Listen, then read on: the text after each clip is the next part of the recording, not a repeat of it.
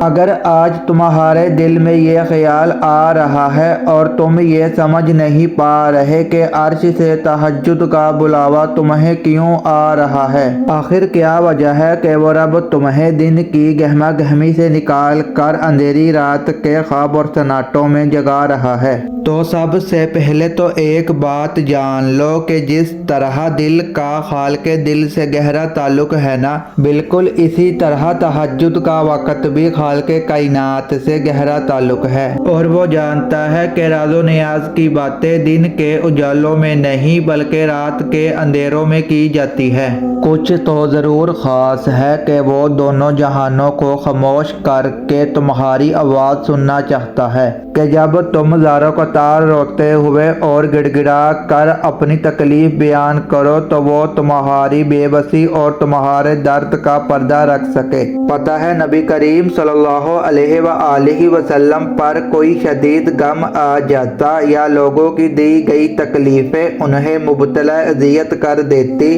تو وہ دل شکستہ اور مایوس ہونے کے بجائے اپنے رب کو پکارتے، اے ہمیشہ زندہ اور قائم رہنے والے رب، نہیں کوئی معبود سوائے اللہ کے جو رب ہے عرش عظیم کا۔ تو اللہ تعالیٰ انہیں تسلی دیتے ہوئے فرماتے ہیں، اور تم رات کو تہجد پڑھا کرو، یہ تمہارے لیے افضل ہے، اور بعید نہیں کہ تمہارا رب تمہیں مقام محمود پر فائز کر دے۔ صحیح مسلم کی روایت ہے، نبی کریم صلی اللہ علیہ وآلہ وسلم نے فرمایا، بے شک رات میں ایک ساتھ ہے جس میں بندہ اللہ رب العزت سے دنیا اور آخرت کی کوئی بھلائی مانگتا ہے تو رب تعالیٰ وہ بھلائی اسے ضرور عطا کرتا ہے، اور یہ ساتھ ہر رات میں ہوتی ہے۔ جب ایک انسان براہ راست کھڑا ہو کر اس کی عبادت میں مصروف ہوتا ہے نا، اس وقت اللہ کی خاص رحمت بندے کی طرف متوجہ ہوتی ہے۔